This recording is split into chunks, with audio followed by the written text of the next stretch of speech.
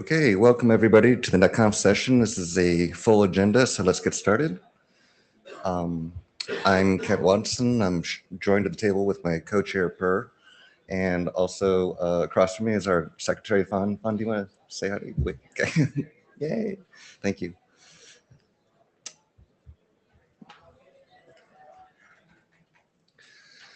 As always, there's the note well. I'm not supposed to add any interpretive text or comments about it, but I'm sure everyone knows it by now. You had to agree to it when you joined when you just registered. But please be aware that it's important to abide by the note well comments. So for some meeting tips, if you're in person, obviously if you're in the room right now, please make sure to sign in to the data tracker using the QR code that's hanging on the microphone or outside on the placard. You can use NETCONF Lite or the full version of NETCONF, but be sure to keep the audio and video off if using the on-site version. For remote participants, make sure your audio and video are off unless you are chairing or presenting. I don't think we have any remote presenters, do we? Yeah. And please, if you want to speak, try to use a headset to get the best audio quality. And for all participants, when you speak to the microphone, be sure to state your name each time you begin speaking in the queue.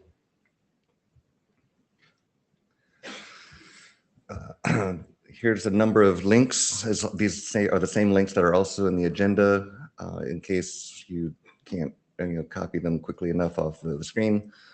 But all the access to audio and the notes page, I think Fawn already posted the hyperlink to the notes page in the chat window.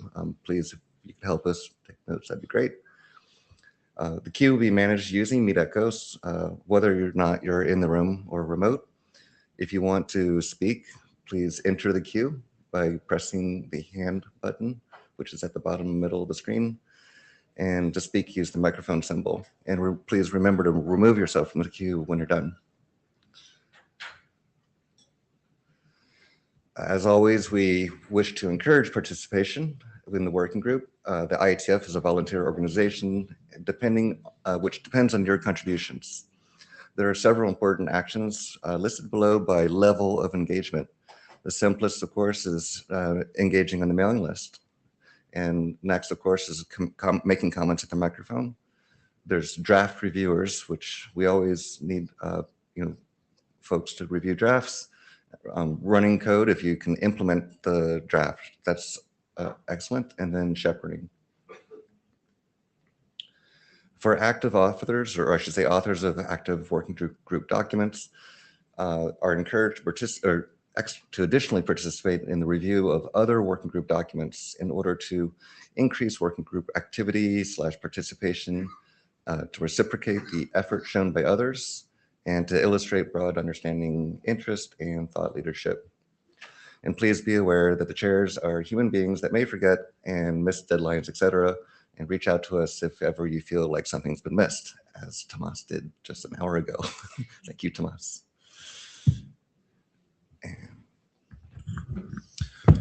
Okay, so my name is Per, and I will take the rest of the chair slides. The status of our documents with the RFC editor. So we have had 2 published documents, NetConf over TLS 1.3 and UDP client server. So there are now RFCs 9918 and 9984. Small round of applause. It's great to see work to progress. We have more in the pipeline, so RFCs to be, we're now in the 10,000s of RFC numbers, so 10,009, 10 and 11, and we have a few documents in the RFC editor queue as well.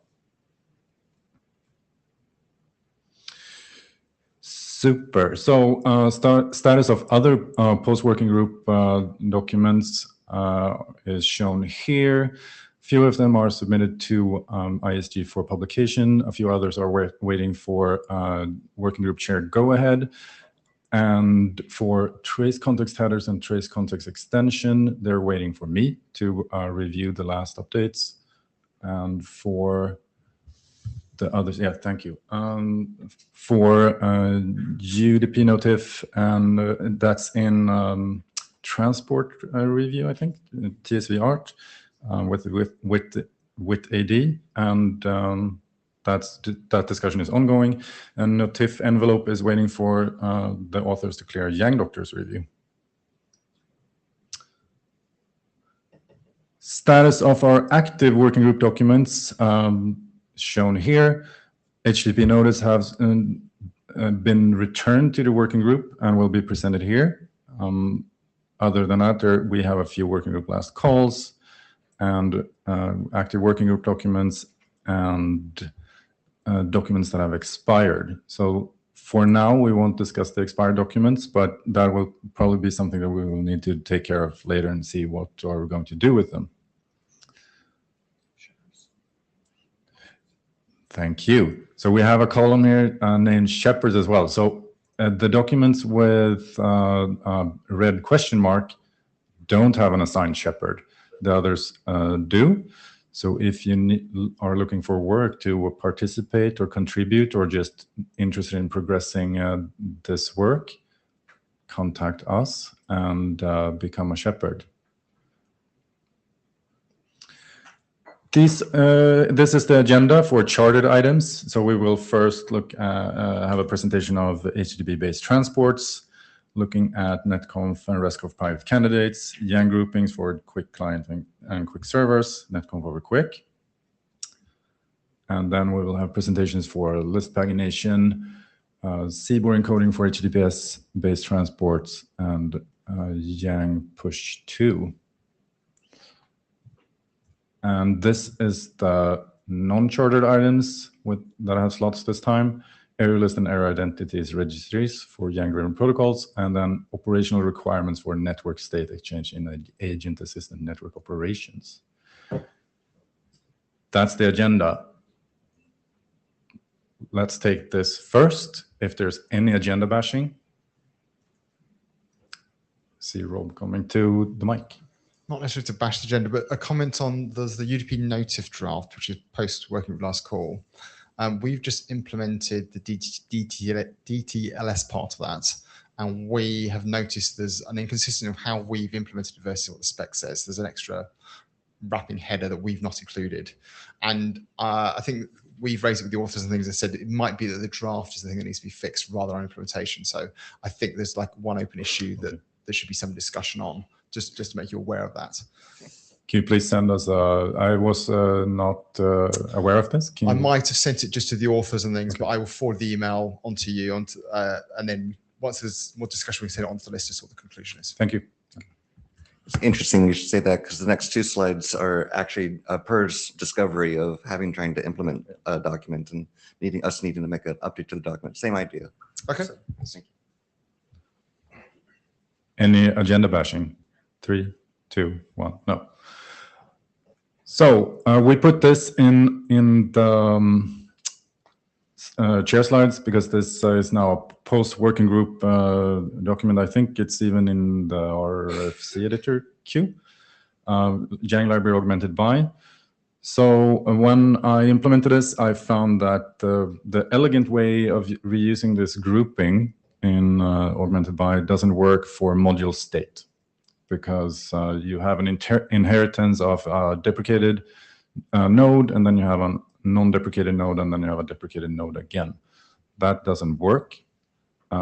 So the conf-d compiler, the DMAP compiler, complains about this. Piang and Yangmint does not, I believe, or it did. I don't recall right now. Should have done my homework before this meeting.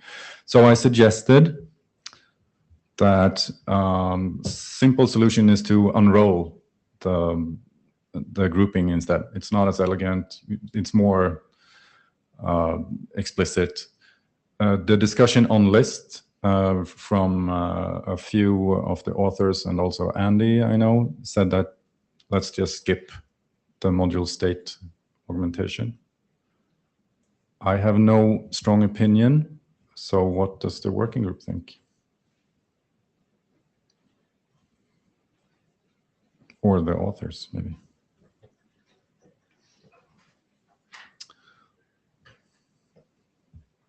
Yeah, Thomas. So my comment was basically my understanding of deprecated is that it should not be augmented. However, there is, I mean, I would have expected in, I think it's RFC 9907 now, that there's some guidance on whether deprecated can be augmented or should be augmented in which cases, but I couldn't find any. So I think that would be worth clarifying also for the future. Rob Wilson, Cisco. I mean, actually, I think augmenting into a deprecated space is fine.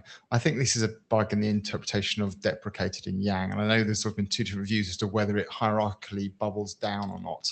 And hopefully in Yang 2 we'll fix this and do the sensible thing, because it feels to me like the original definition is nicer, that you just pick up the fact that it deprecates everything underneath. I don't. If this is what makes people happy, I've got no objections to this either. I mean, whatever goes through, it's just. So it's actually Yang Next issue 27, which asks to clarify the inheritance of status. Yeah, I think. But for this one, we should do whatever makes it go forward without making a fuss over it.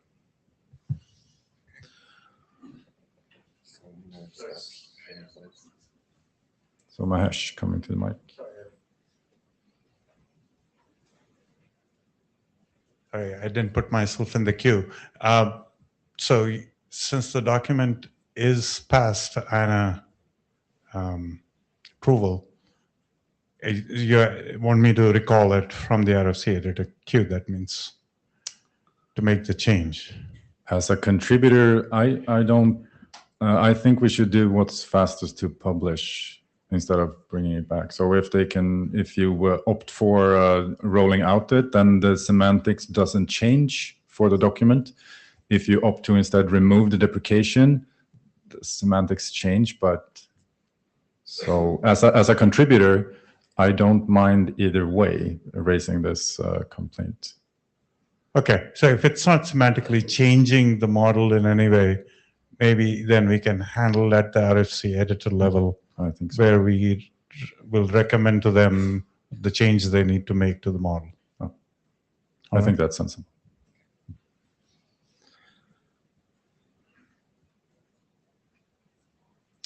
And we're going, you're next up to present. HTTP-based transports for Yang notifications. Mahesh, take it away. All right, so this document was sitting in ISG for more than a year, not because of the draft itself, but because of the fact that it was dependent on the HTTP client-server draft, which was ISG stay stuck for an equally long period of time.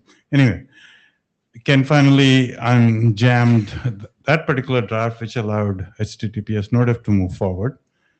But then, sitting in that state, there were a couple of questions that were raised in the working group regarding the draft, mainly coming from one of the drafts as you can present it later, the HTTPS Nodef CBORD draft, which wanted to encode the encoding format that it wanted to support was not something that this draft was supporting at that point. Sorry, too many support words. Anyway, so that's the document history that I just talked about. So it's now back in the working group to make the necessary changes.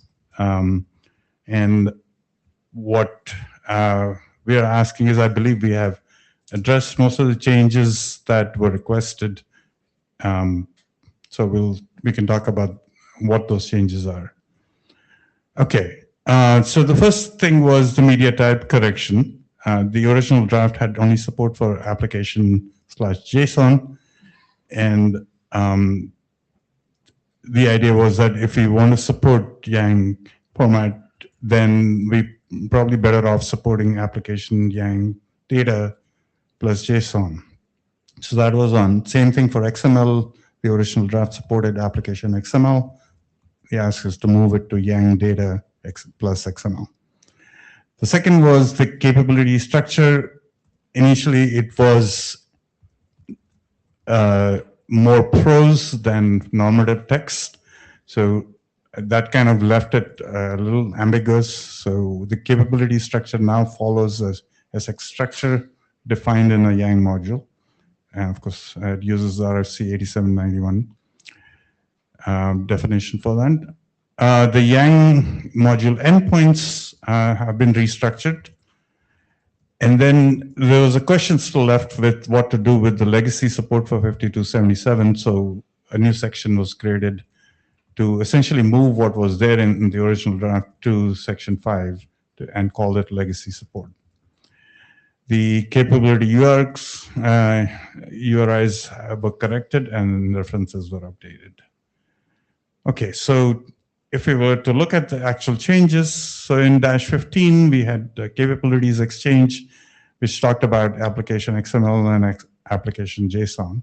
That now we'll talk about application Yang data plus XML and Yang data JSON.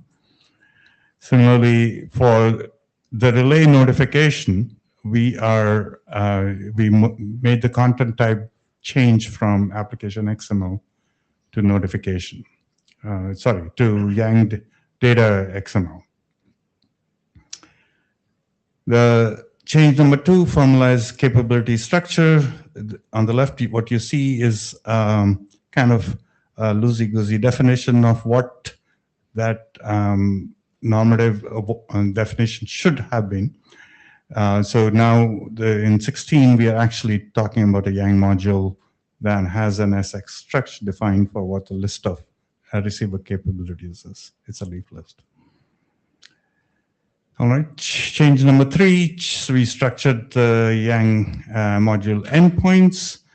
Again, each endpoint now carries an independent TLS and URI configuration on the right side that you see. It aligns with the updated IETF HTTP client server module structure that I mentioned briefly. And then, of course, the base configuration encoding has been added. All right. The change number 4, new section I talked about. This is the legacy stuff that we had. Alex recommended it that it be a dedicated section. And that's, Kent agreed with it, so we moved it to its own section by itself. Think of it as a purely additive thing. Doesn't change the behavior for Yang-aware publishers, really. All right. So if you were to look at the legacy support, it initially just did a get to learn the capabilities of the receiver. And then thereafter, it sent any notification with content type set to application XML. Same thing with relay notifications. With the notification would be posted and would get back no content. All right. Capability URI and references. So these were corrected, and in addition for the 5277 notif, that's a new capabilities that was added. The references that were updated are on the right side. The ask at this point is that we believe we have addressed most of the issues that came up, and that we probably need a quick working group last call just to make sure we have addressed all the issues. And already received one comment from Alex before we did the working group last call. So we'll take that as into account as part of the working group last call comment. Okay. Yes. So we'll address that, and then maybe you can run the working group last call. Okay. Any questions? As the shepherd of this draft, I will also review the update and update the write-up accordingly before sending to ISG. Would that be helpful? Yes. Thank you. Okay. Thank you. Thank you.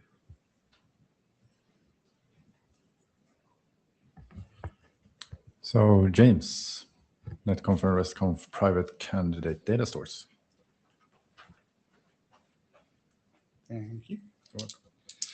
All right, so this is a bit of an update. The idea here is to give anyone a recap of the solution and the problem, and then go through some of the outstanding points as we are or were aware of them when we did the slides a few days ago.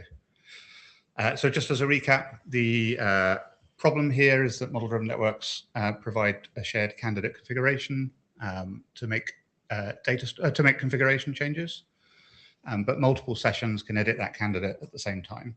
So you could have a situation, and often do, without any protection mechanisms, where you may end up committing changes from another client.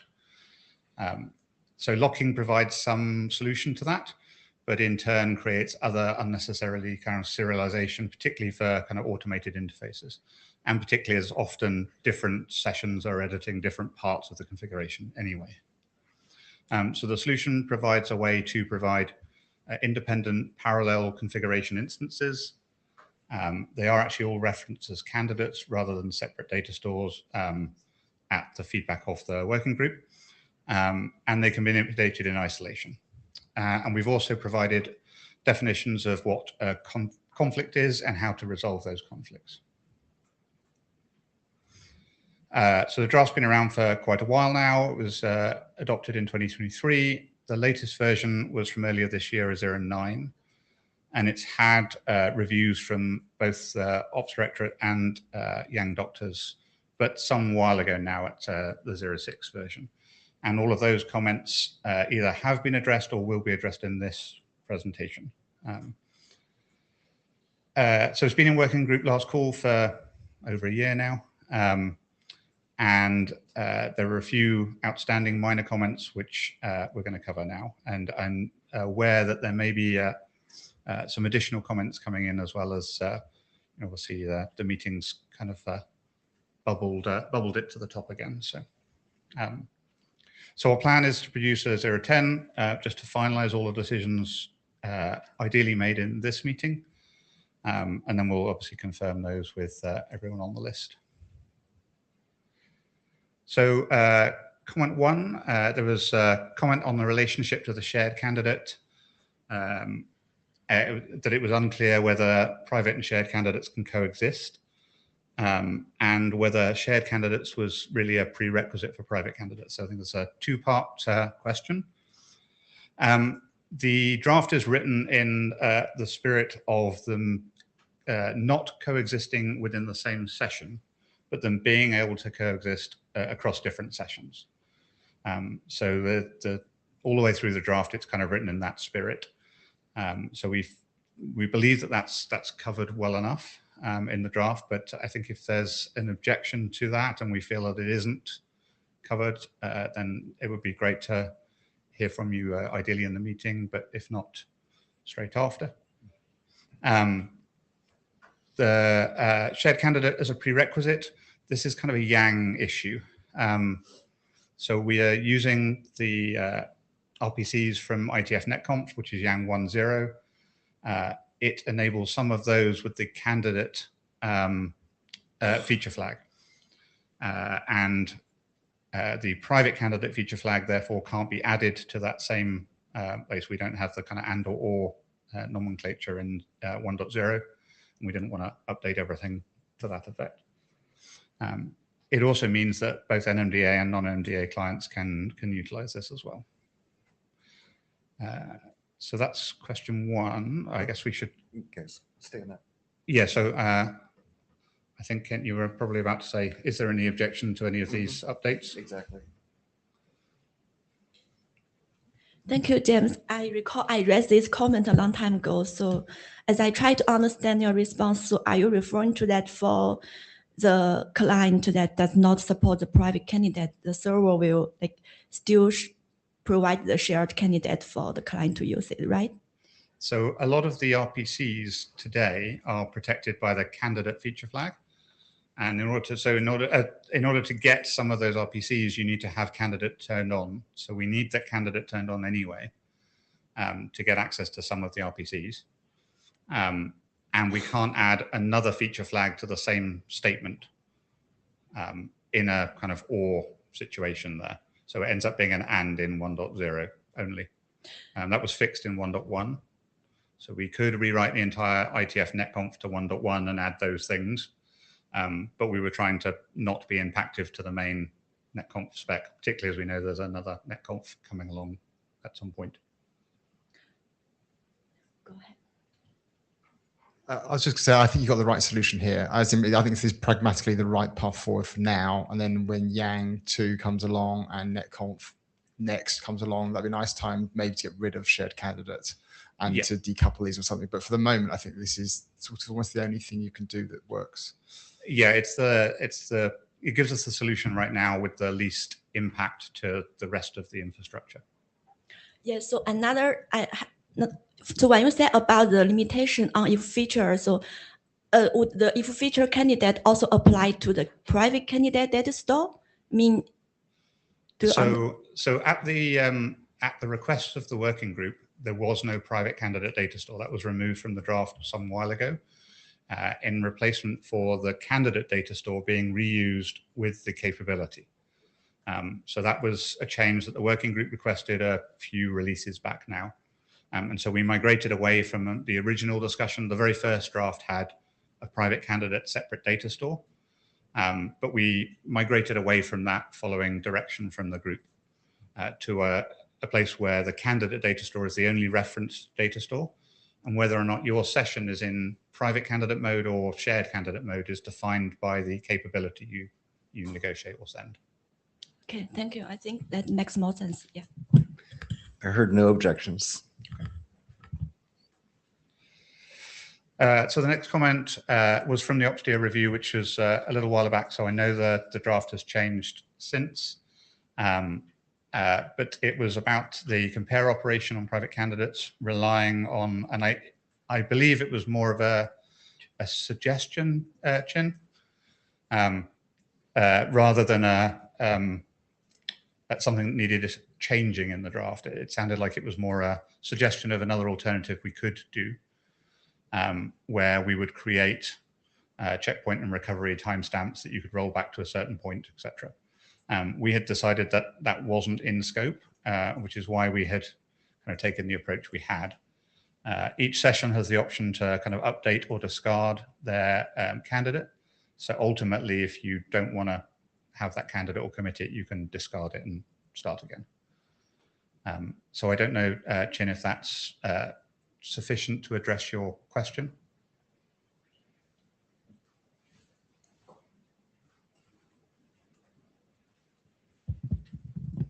Yeah. Originally, I think you added this updated timestamps seems to introduce like some kind of stateful mechanism. So I agree with this. At complexity, you can support these stateless operation. So I agree this approach. Okay, perfect. Thank you.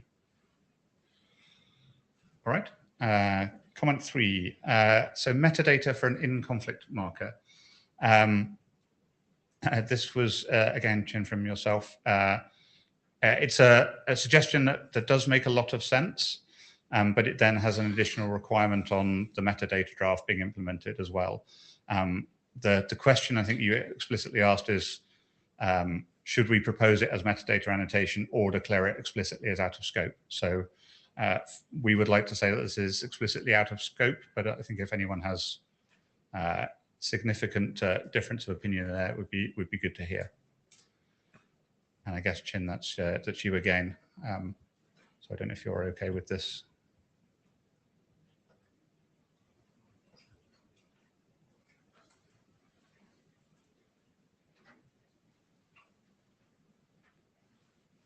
Yeah, I think both comments actually really motivated, provide a better observability, right? But yeah, I have no strong opinion about this. I think you could consider this out of scope. Should make it explicit in the documents. Yeah, that's fine. Yeah, thank you. Okay, thanks. Rob?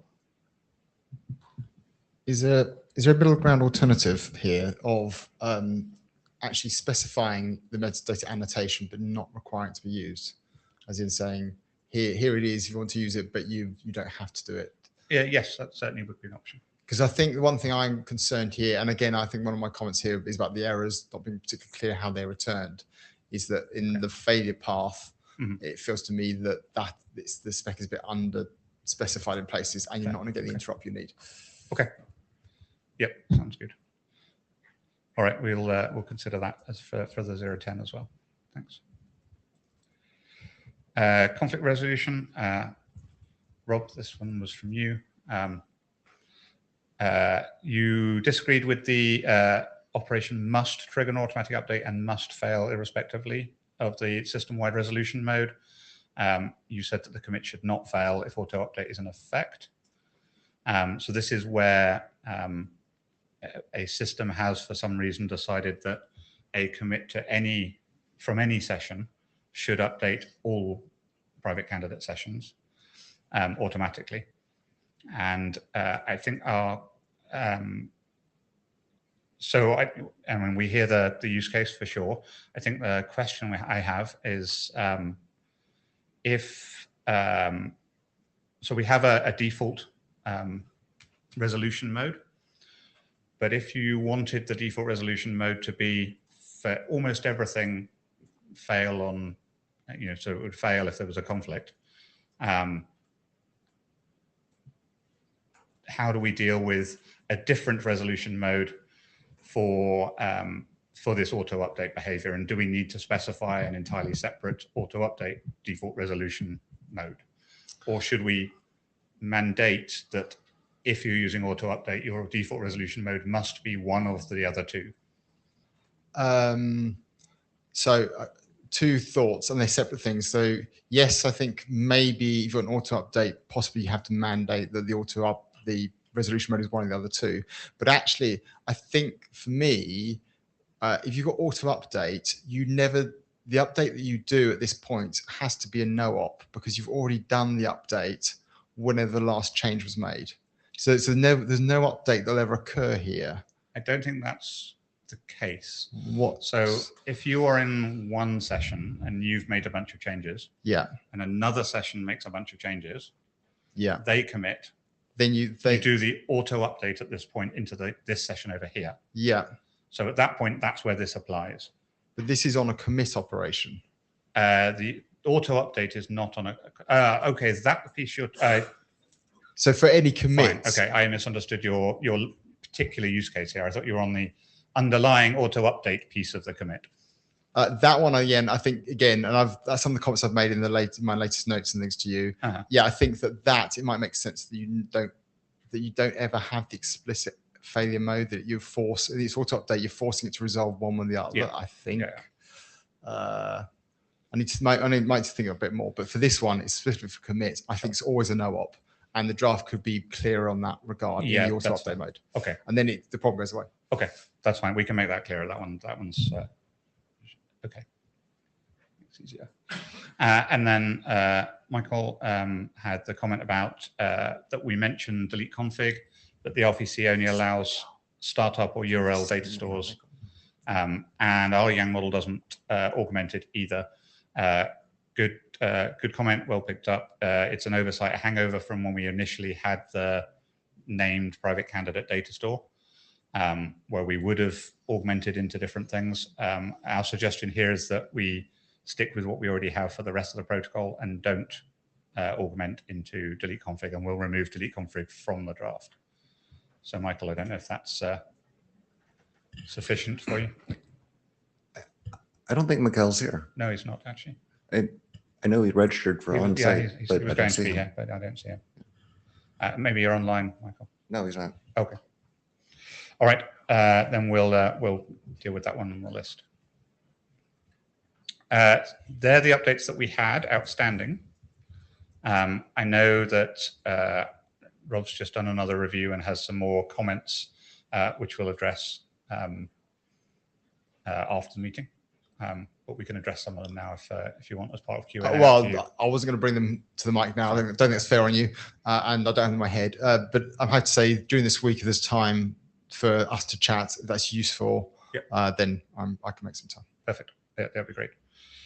So then the kind of going forward, there's some very minor updates for some of the language clarification pieces. I think we now know where we're going with all of those from this meeting. There's obviously Rob's comments to now look at as well. Then hopefully a 10 release pretty shortly after this meeting. And then a question to the chairs is what at that point is outstanding that we need to unblock before we can move forward. I think if you clear Michal's and Rob's things, then you're good to go, right? And just a comment about that chat you might have later this week. Can you please take the summary of the chat to the list? Of course. Yeah. Okay, thank you. All right.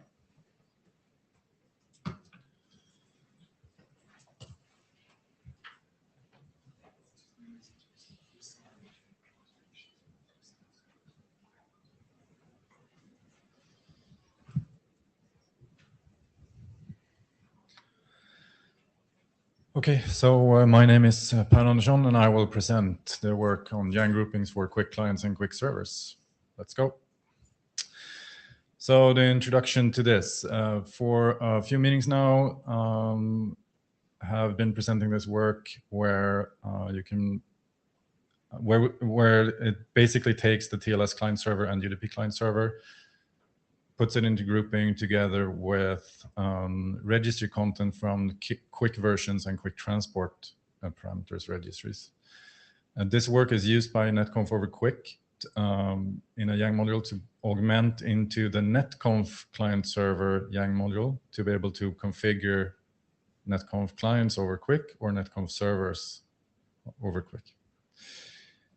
So the updates so far have updated the initial IANA Yang modules from the registry, actually added the quick versions to the groupings. It wasn't there. There was a typo where it said leaf instead of leaf list for the transport parameters leaf list. Using the security template from RFC 9907, using the Yang moduling in Yang Semver and Yang module file name convention work to put it in the revisions and module file name, and added operational considerations from their working group last call and some editorial fixes. So this document is now in working group last call. There has been one review on list and one review in private from Robert Varga. I don't know if you're here, but it would be good to have that review on list as well. He's not here. No, but that the next steps are, I mean, the raised issues are closed. So suggest to close the working group last call.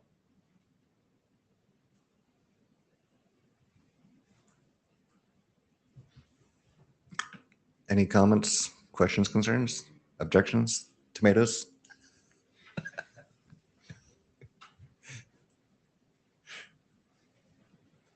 I can't remember the stock. I think I've reviewed an earlier version of it, and I apologize, I haven't done an article review. Did you say you've had one review on list and one not? Yes. I'm wondering whether it's worth just trying to chase to get some more reviews in, because otherwise it feels a bit weak. Has anyone any thought? I agree. So do another review, please. I will do. Yeah. I will do. If the working group last is still open. It is. I can't see the queues. So, Mahesh, talking about reviews, that private review that you did receive from Robert, do you, without necessarily disclosing the email, do you agree with the comments? Is that something you can address? So I didn't disclose it, not because it's sensitive or anything, but it was forwarded from a review of HTTPS Notif, I think. So it was difficult to parse what was actually the thing for quick client server. Okay. And if I recall the comments, it said that you should be able to not have these enumerations from the quick transport, but just be able to put whatever bytes you want there. And I don't think that was what the working group decided on. Okay. We did ask him a couple times to repost his review to the list, but he didn't. Right. So yeah, I understand that we can't, if he doesn't want it public. My question was more, if we agree with it, then the change can still be made if the work group agrees with it. Yeah, so the working group previously does not agree with it, and he was going to publish it, but didn't have the time to put together the mail. So, but I'll reach out to Robert again. There's someone else in the queue? Yes. Mark. Mark, I did a review. Thank you. So am I the only one that said that you were referring to? Okay, well, I guess I'm not a good guy to actually review a NetConf because I'm not a NetConf expert. But anyway, I think I wrote this, but it would be good, I think, to have really quick guys, experts, implementers to review that. I guess formally you could ask a TSV, review or something, but I don't know. We're touching inside the state of the quick stack, and I wonder if people will say, this parameter and this one, don't touch it, or I don't know. So process-wise, how should we do this? Should we raise for an early TSV art review, or should I post it to the quick working group? What do you recommend? Well, as chair, we should do an early TSV art review. Okay. And I completely second that comment because the HTTP client server draft got stuck in the ISG for 2 years because we basically didn't do this step. So. Okay, so the next step is TSV art review. Maybe young doctors as well. I don't know.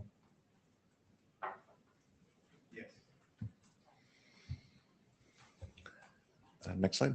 Yeah, that's it. Thank you. I think you're presenting again, aren't you? No, it's Okay. Okay. Okay.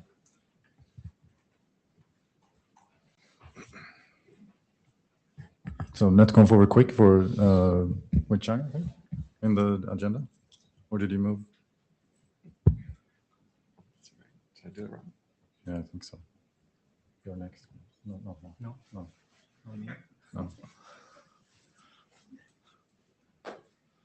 So it's NetConf over quick for which China?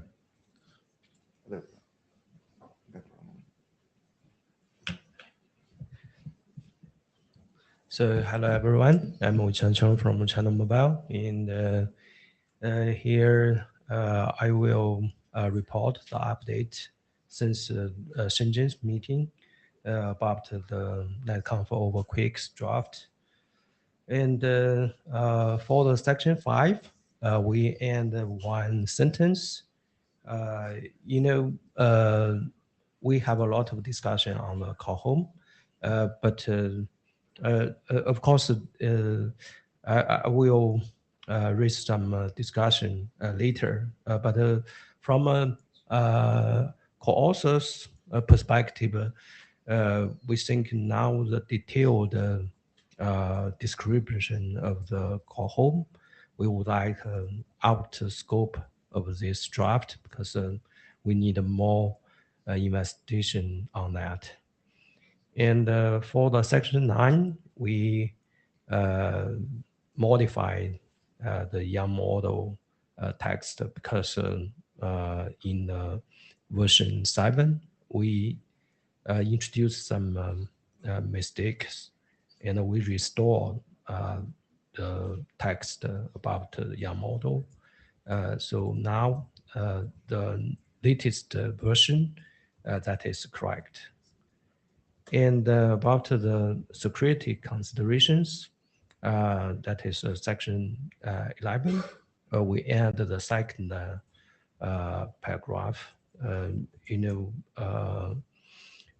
We for the NQ that is based on the quick, and we add the quick's FC's information.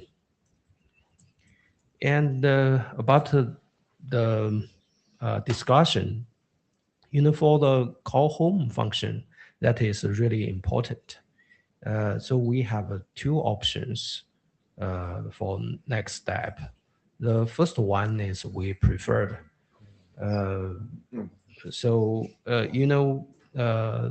Currently, the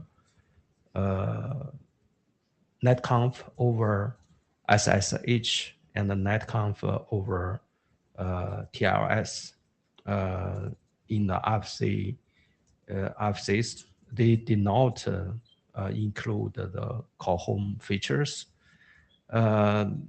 This draft, in fact, is technically equivalent to the both RFC. So I think that is reasonable. We don't include the call home functions in this draft. And the second factor is that, for the quick, if we want to introduce the call home function, in fact, we don't have the mature solution this moment. If we want to add it, we need to evaluate several candidate solutions. We list some here, but that maybe we need a more implementation and test to verify that. So the solution now is not mature. But for operators, from my point of view, the NOQ now is important. And if we can use it this moment, that's good. And the call home, we can add that function later. So we can separate it. This is the option one. And the second option is that we now decide which solution for call home, and then we verify that. When it's mature, we let this draft go ahead. So this is the basic our options, and we can talk about the options. Yes, we have the queue, and I'm first in queue. So Kent as a contributor. So just to sort of rephrase this, so when NETCONF was first published, there's the NETCONF specification, there's a binding to SSH specification, there's a binding to TLS specification, and then RFC 8071, which was the call home, came out later. And I think your idea is, well, let's just do the binding to a quick specification, and then perhaps do an 8071 biz that, or not, it could be a different document, but it could be an 8071 biz that then tries to explain how the call home can be implemented. So that's my first comment. Just making sure I understand it correct, right? Yeah, correct. Okay. And secondly, I have been running around talking to quick folks and whatnot. And to be honest with you, there is no light at the end of the tunnel for quick, like reverse quick. Mm-hmm. I mean, it's probably years away. So if we hold this document for that, we could be waiting for a long time. Yeah, maybe we need to take a long time wait for that and writing. Yeah.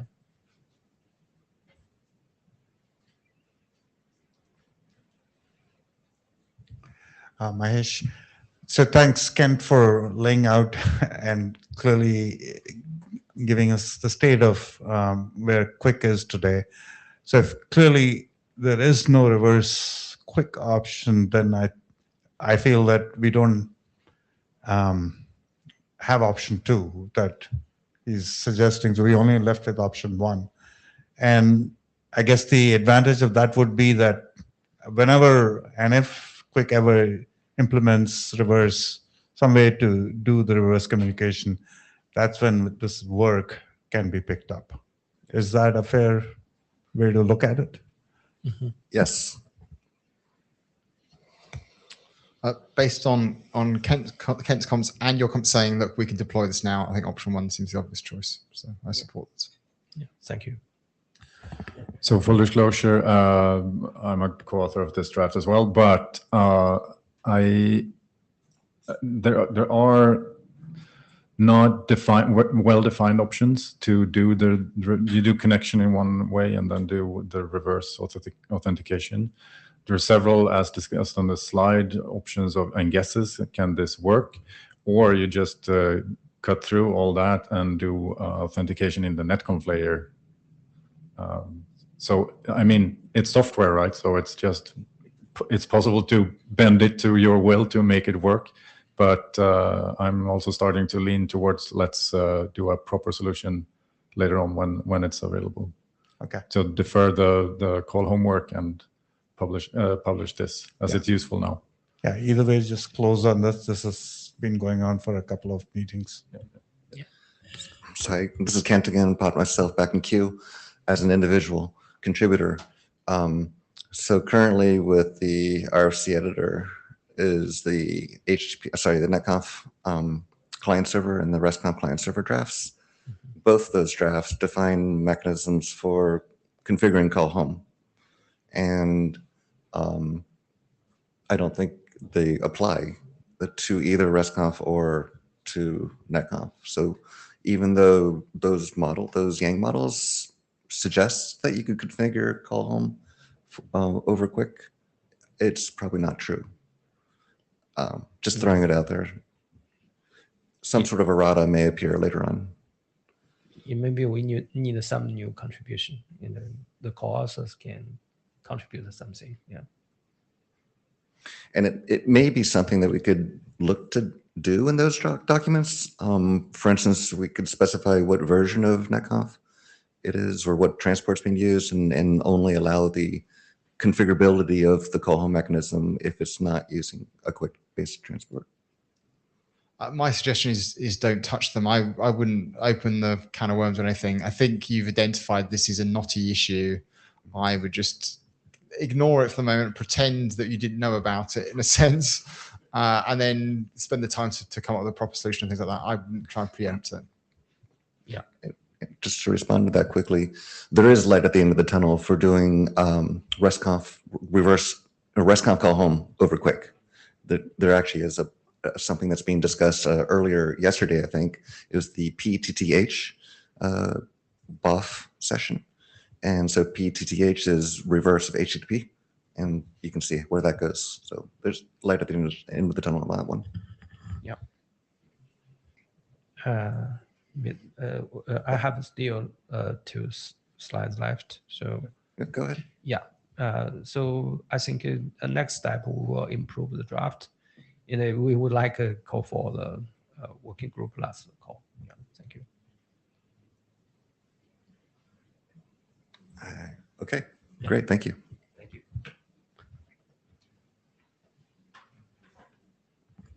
Now, Shin, this pagination for RESTConf and NetConf.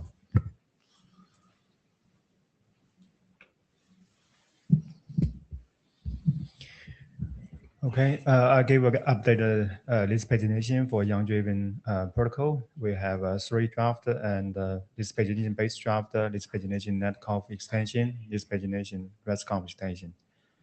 So first, list pagination base draft, the current version is 13. And just before this meeting, actually, we also get together and try to address all the remaining comments, especially from Young Docker review. So for some of our standing issue, we come up with some proposal and also engage Lada and Andy to review the change, review the proposal and get an agreement. So incorporate it into this latest version. So several updates we made. First is allow using undefined prefix in the XPath expression. This is based on Lada's comments.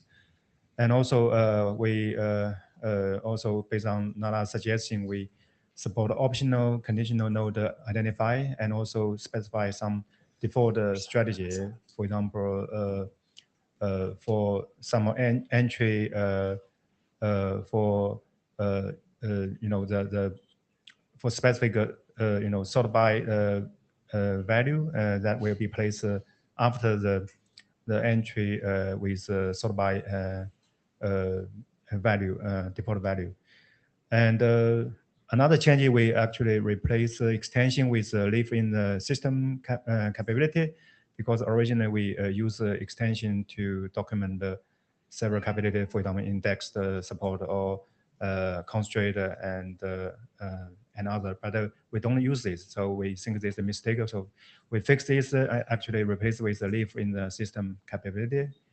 And in addition, we for the where leave, we define the default for where unfiltered, and we also use union for this where leave. Either we support XPath 1.0 or unfiltered. And we also change the feature name into sort by and add the when statement for the local leaf, and further define where feature and add a where feature for this where leaf. Another important change is error information. We have 3 drafts, and the error information, has to be distributed in these 3 drafts. Actually, there's some redundancy, so we move this error information from the list pagination RESTconf draft and NETCONF draft to the base draft. And we also add cursor offset in the choice statement, and support both. And lastly is only allow the query parameter in subsequent query when using the cursor R limit, sublimit. And other change actually is some housekeeping change, and most actually editorial. The second draft, the NetConf extension draft, the current version is 12, and we just posted this draft, when the submission door open, because we forgot to, post this version before the IETF submission cutoff. So you can see the change we made actually based on the Andy's comments. Actually, for the NetConf draft, we use query parameter. This usually defined in the RESTconf draft, so it caused some confusion. So we replace this query parameter with RPC input parameter. And in addition, actually, based on Andy's suggestion, actually, we add a specific rule actually to evaluate where based on the validation rule defined in the NetConf RFC in section 891. And we also declare prefix in the where statement as the XML namespace prefix. This is based on discussion with Ladat. And also we try to move all the error information from this NetConf extension draft to the base draft. RESTconf extension, actually, we made a small editorial change, but one change is based on the Young Doctor review is apply the prefix bounding to all the Young model, and highlight the prefix is module name based on the Lada's input. So, and similar to the NetConf draft, we move the error information to the list pagination base draft.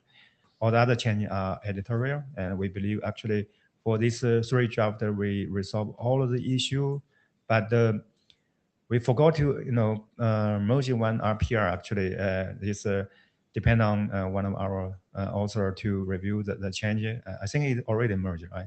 Yeah. So, but we think we still need to spin on this cursor related part. Actually, for example, do cursor always or sometimes or never embed the page size? So we need to find a solution. For example, the limit parameter. The second is for the cursor. We support both offset and cursor, and so we want to add a feature to both these offset and the cursor. So really make a choice mandatory too, and we want to solicit some feedback for people, whether people have different thought, or we can resolve the remaining this cursor related part and close this issue. So for the list pagination base draft, and also maybe including the NetConf RESTconf extension, so we make a substantial change. If you take a look at the IETF, so probably it's a shorter working group last call for this one. After that, I think we are ready for publication. So that's it. Any comments? Yes. As chair, we have time in our agenda or schedule. We can discuss this. I think it's important for us. This is a working group adopted document, and we're supposed to be progressing documents. So let's spend some time here. It's sub bullet points 2 and 3, and then major bullet point 2 that we want to follow into right now. And I think let's first talk about major bullet point number 2. Mahesh, Per and I, both authors, we have to recuse ourselves. So you have to make the judgment call as to whether or not a secondary working group last call has to occur. I mean, there may be some additional changes when we start talking about sub bullet points 2 and 3, which will make the ID diff even larger. But be aware that there's some substantive changes that have been made, and you may want to have another working group LESCO. Okay, now as a contributor, I think I'll help Jen talk about sub-bullet point number 2. I guess, okay, so we're with cursors, when you, I'm not sure how many people here have implementation experience with cursors and databases, but typically, you know, you do your query, you have a where, you have a sort, you have the directionality of the sort, and you get back a cursor. Now, also, when you create that cursor, you might also pass what's your page size, you know, and then when you say next, like when you create the cursor, you say, I want my page size to be 10, and you say next, and you just automatically get the next 10, next 10, next 10. You don't actually pass the limit parameter again and again. That's one possibility. That's the never option. But in other implementations, I think database implementations, the cursor doesn't embed or encode the page size, thus enabling dynamic changing of the size of the page. So for instance, if it's in a web browser and the client changes the size of their web browser, now their page size is different, and it allows them to, so the limit parameter is not baked into the cursor. We're unclear what is the best. I asked Gemini AI, and it seems to suggest that the dynamic paging is more common, but then Per did some follow-on investigation and it became unclear. Yes, I checked database documentation for SQL databases, and they seem to support both, or either only limit, I think. But you're again, it's software, so you're able to do whatever you want in your database layer and create a page size. So my experience personally is that I've always been able to put the limit on the subsequent request, but yeah. Does anyone have a strong opinion on this? Robertson, strong opinion, no. I mean, it's been a while since I reviewed this document. I haven't reviewed it again.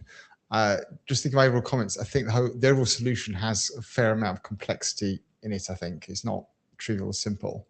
So I would urge towards going towards simpler bits rather than, so choosing one rather than having both options is what my gut instinct would be.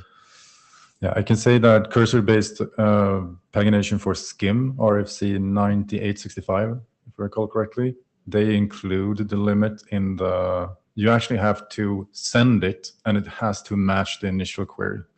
So if in your initial query you say that count is 10, then you have to also produce, seems like unnecessary, that you have to always produce it in every query that you make. And it has to match 10. If it's 11, it's invalid error, you will break. So that just makes you wonder, and again, I need to think about this, is if you don't include it, does that mean that you have to maintain some context, whereas you do include it, you can be context free? I would say so, yes. Then in my mind, having the context free one gives you more flexibility. As a small amount of pain for the client to include the extra field.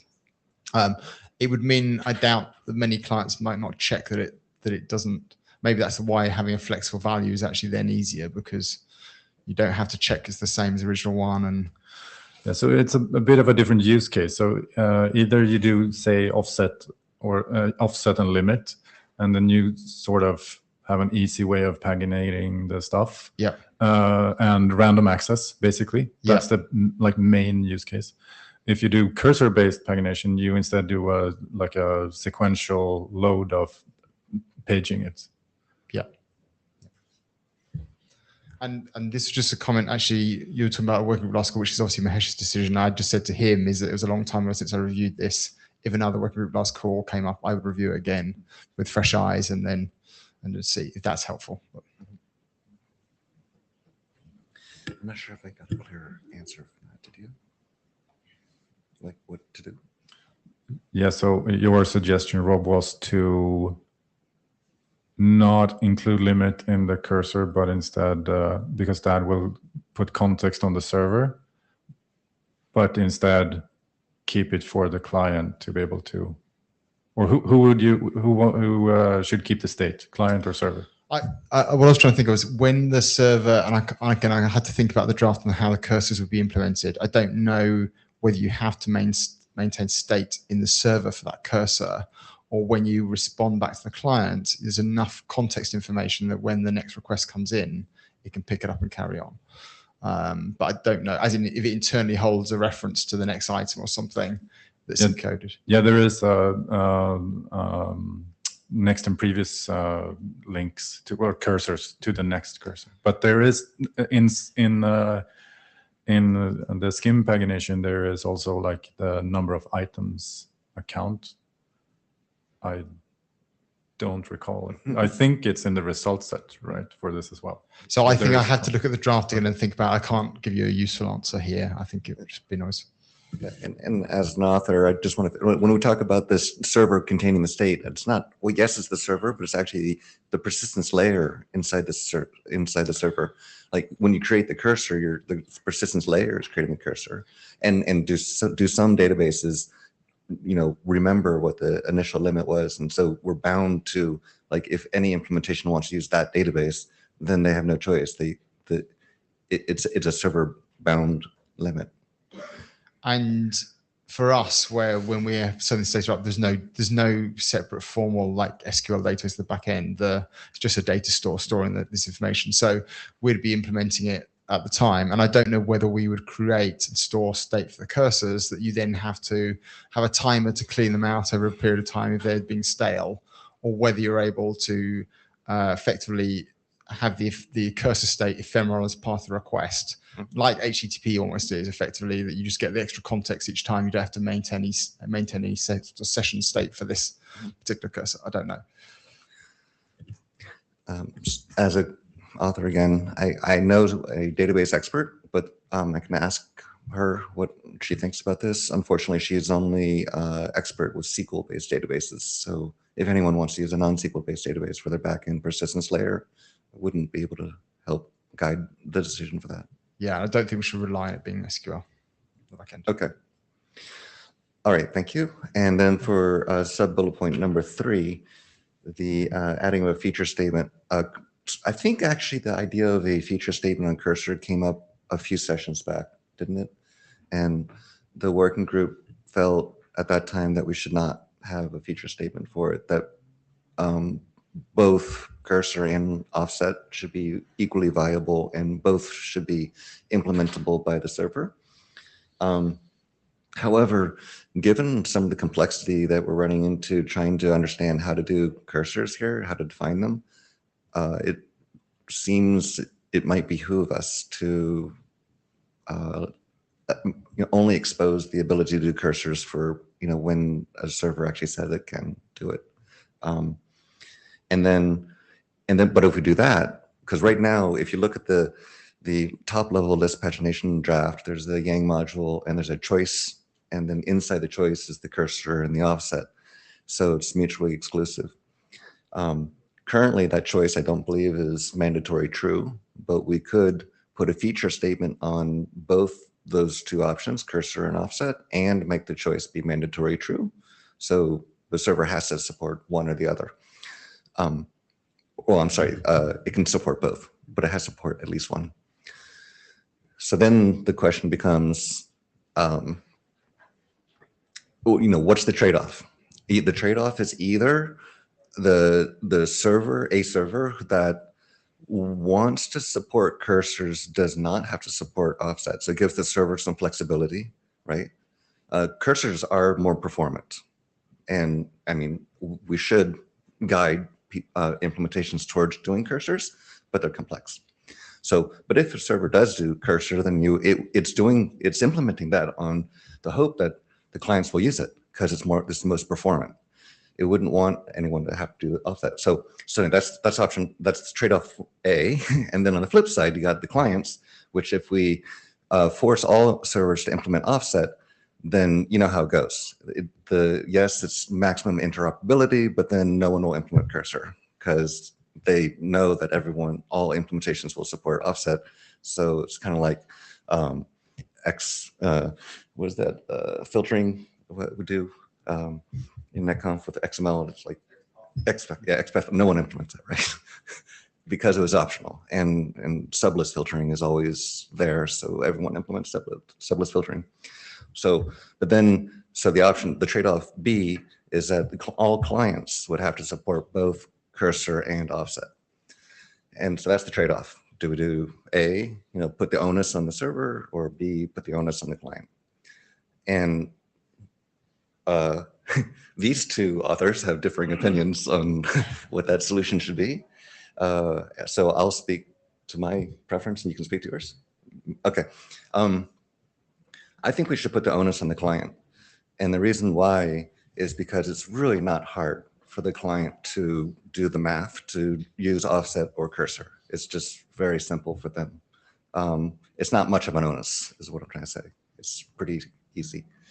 So I figure it's better to skew that way and then allow those servers that want to be having maximum performance have that ability in the future.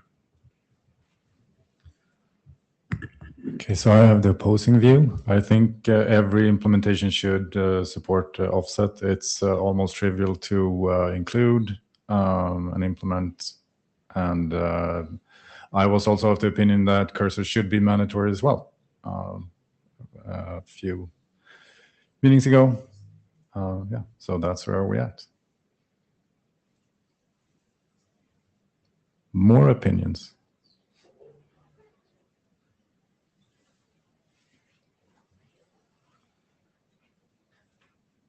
You realize you're now the arbiter, Rob. Welcome to the mic. I'm not sure I have a useful opinion on this.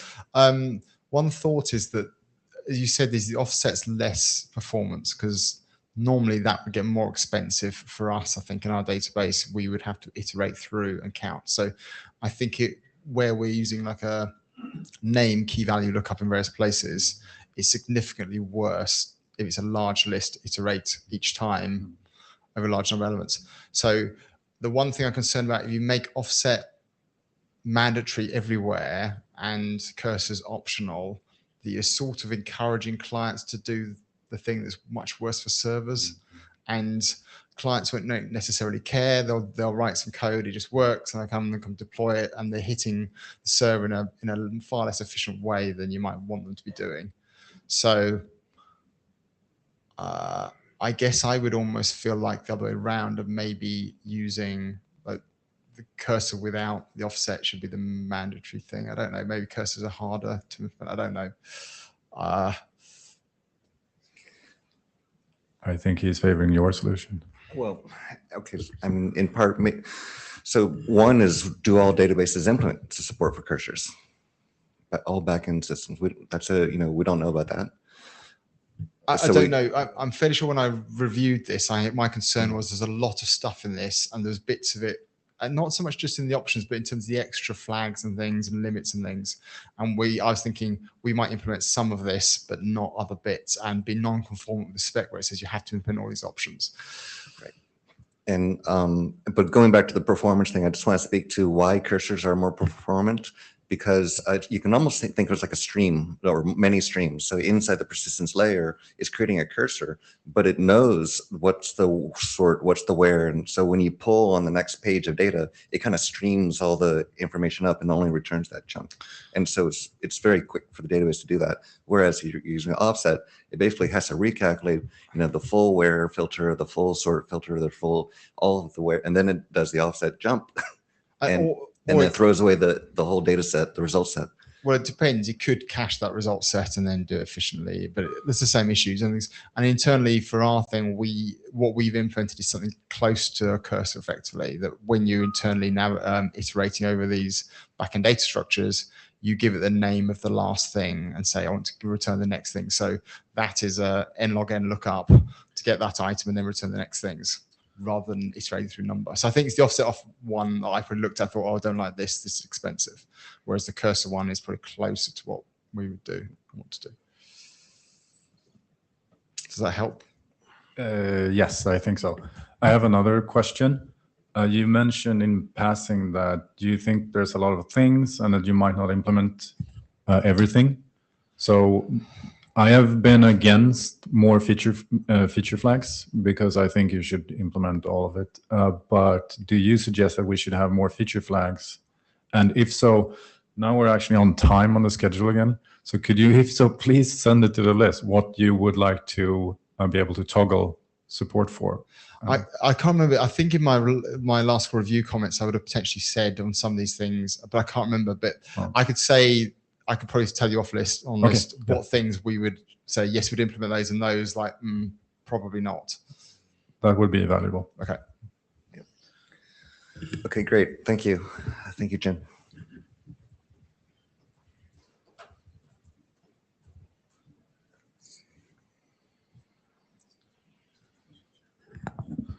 So Meher, are you ready? You're presenting remote? Yes. You should have slide control now. Yeah, I do have it. Am I audible clearly? We can hear you. Thank you. Great, cool. Hi, so we'll be presenting the CBOR encoding for HTTPS-based transport for Yang notifications. So this draft is an extension to the base draft of HTTPS notif, which was authored by Mahesh and Ken, and which the first presentation was also based on. So what they're trying to do is basically define a protocol for asynchronous event notifications, very similar to NetConf event notifications 5277, but over HTTPS. And they've defined it for XML and JSON media types. And we wanted to extend it for CBOR data types based on the previous presentations and experimentation we've done, showing how CBOR is more efficient in bandwidth constrained networks, and sort of trying to standardize CBOR as well. So the updates we made since the last IETF were mainly to align our draft with the changes that have been made in the parent draft, and also wanted to mention some implementation progress. So the main, like as it was presented already, the main few updates were the correction in the Yang media data types, restructuring the endpoints, and formalizing the actual capability structure to encode by a Yang schema, which was not defined before, and also separating out the legacy 5277 support. And this really helped unblock our implementation for CBOR data type as well, because especially the application, because according to 9254, when you try to encode Yang data, CBOR data pertaining to Yang schema, we have two possible ways of doing it, using named identifier keys and schema identifier keys called SIDs. And the only way to communicate it would be to have an additional parameter, like an ID parameter telling which sort of encoding it is using. And that would be only possible when the content type is application/Yang data plus CBOR and not just application/CBOR. Now that the base draft has been updated, we can follow the same consistent media types now. We've also updated all of our draft, improved the examples, made some editorial fixes and also to reflect all the changes that were made upstream. And yeah, regarding implementations as well, we updated the implementation. We've also been trying to work to include CBOR named identifier support in libyang, which is a Yang language data parser and schema verifier, which supports JSON and XML. We made an initial PR. We got support from the libyang maintainers and reviews, and with the help of open source community, we were able to like close the PR as well. Yeah, here are the links to the drafts and the changes that have been made. We basically addressed the previous question in the last IETF regarding the application content header type. And yeah, we're looking for more feedback and reviews to progress the document. Yeah.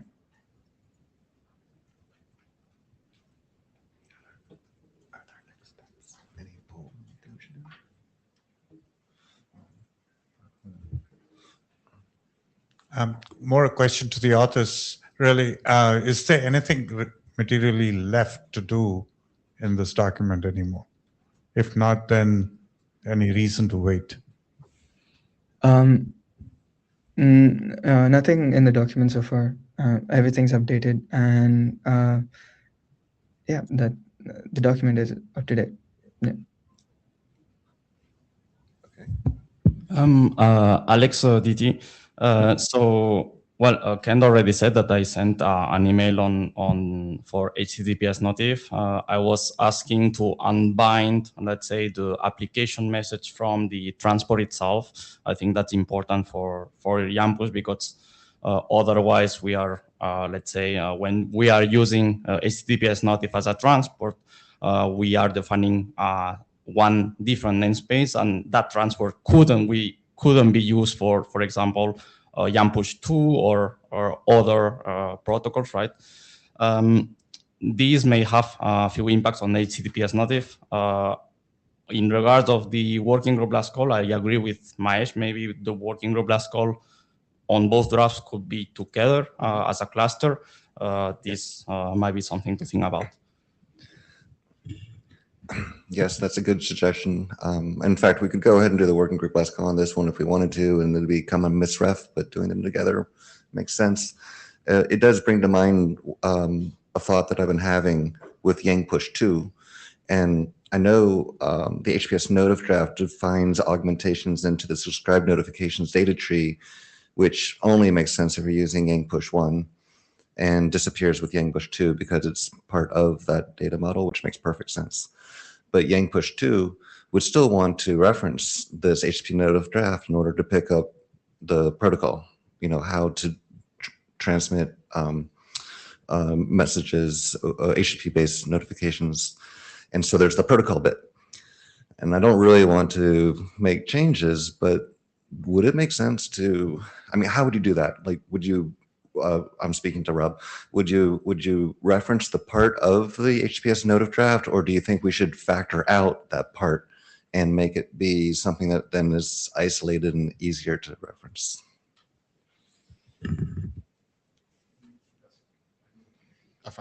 I need to look at that. I think, so like UDP notif has a similar requirement where it's augmenting the structure, and the structure it's augmenting today is the Yang Push v1 version effectively. And I was just expecting that once we get that published, we'll publish a BIS version of that document is what I was thinking, and then it would augment into the Yang Push v2 one as well. So a very simple change to that document and do both. So wondering, that's what I was thinking. Okay. So still keep the independence of the transports, but they just need to have an update. But it's another publication cycle, but it'd be like a small change. Yeah. I hadn't thought of that approach, but it makes perfect sense. Thank you. Wojciech Vlimek. I'm sorry, can you say your name again? You're not in queue, so I don't know. Wojciech Vlimek. I want to ask the authors to edit the examples because the usage of Yang seats is invalid. They are using allocated seats that are not theirs. So I want to emphasize that. Thank you. Thank you. We did mention that we're using an example allocation and not the actual allocated seats, but we'll take a look again and try to revisit it. Thank you. Yeah. We can always ask INF for early allocation. Alex again. Yeah, I just this week I got in touch with the seat experts, and they told me to, whenever we are using seat files and the working group has adopted the documents, we can already talk to Ayana to pre-allocate those seats. So I just wanted to give an update on the working group, whether everyone wanting to use seats and the document is adopted and stable enough, let's say, we are encouraged to actually go to Ayana and pre-allocate those. Okay, perfect. Thank you. Thank Any last comments on this document? Great, thank you.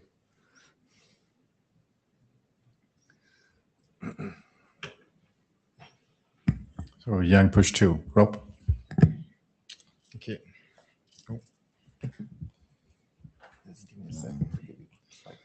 Okay, so let's go through updates Yang Push 2. So on behalf of the authors, just a quick recap. I think most people know what Yang Push 2 is. There's Yang Push, lots of people have implemented it, or implemented something very close to Yang Push, but not quite that close in various places. They've deviated from it. Yang Push had lots of complexity in various places, and what we're trying to do is create an updated, simplified version that all the different vendors are happy to implement, with a bit more alignment to GNMI in places as well in terms of that. And we're working with the operators as well to try and get to what's needed for these sort of telemetry protocols. What about the existing subscribe notifications and Yang Push? They're allowed to coexist with this implementation, so we're not doing anything with those. There's some sort of expectation maybe over time that if this goes forward, gets published, and there's adoption in the industry, that maybe those get deprecated over time, and this is the only implementation around. But this document is not deprecating the old one or older versions. And what about GNMI? GNMI is entirely separate, effectively, from this effort and things, although we are trying to align in some places.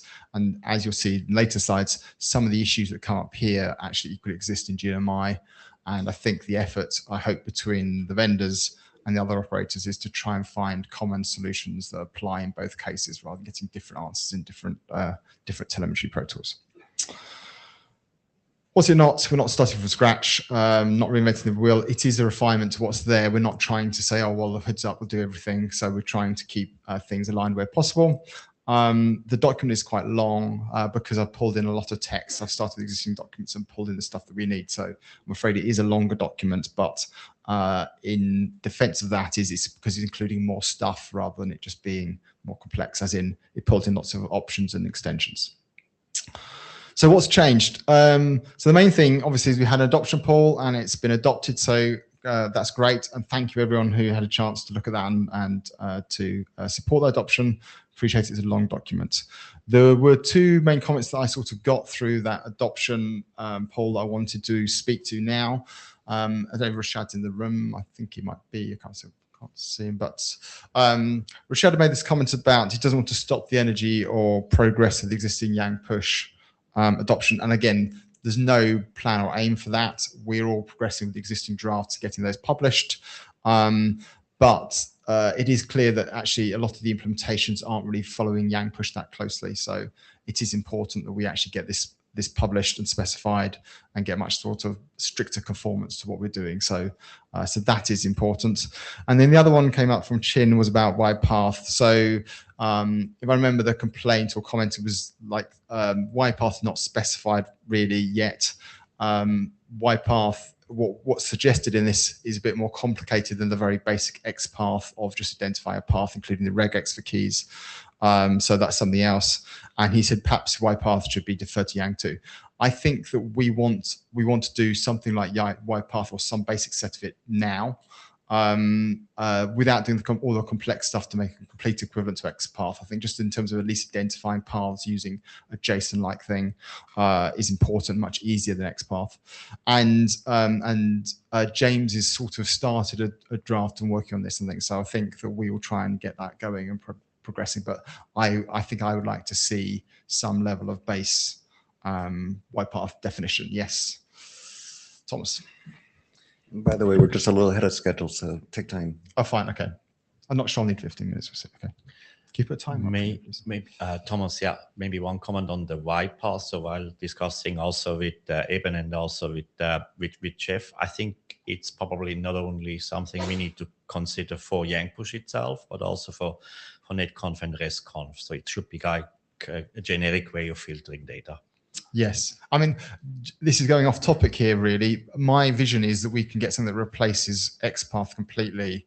I don't know if that's a Yang 2 thing or Yang 3 thing, as in, I think that these bigger changes and things, and I don't think YPath spec we're talking about is that. It's like a subset of it. It's a simple bit. But if you do the complete thing, I think that then you should do that separately as a separate extension and then bring it in future when it's got more traction in the industry. You exactly read my mind. I was checking just a few minutes before on the Yang 2.0, whether there is a requirements on YPath or something, and I didn't see anything. So there is in the Yang 2 issue tracker, there is an issue for tracking this, but I think it's on my list of things my suggestion is to defer it. Yang Okay. too. But we're going way off. On this Okay, one. thanks. Come to NetMod on Thursday. Yeah, just to comment on the Yang path side of things, it is applicable, I believe, in many different places. So the plan was to pull it into a separate draft, so it could be dealt with entirely separately and then utilized by whichever drafts needed it, whether it's now or in the future. And to James's point there, Yang packages has the same requirement of doing a path, and it wants to do a Y path, not an X path. Okay, that's great.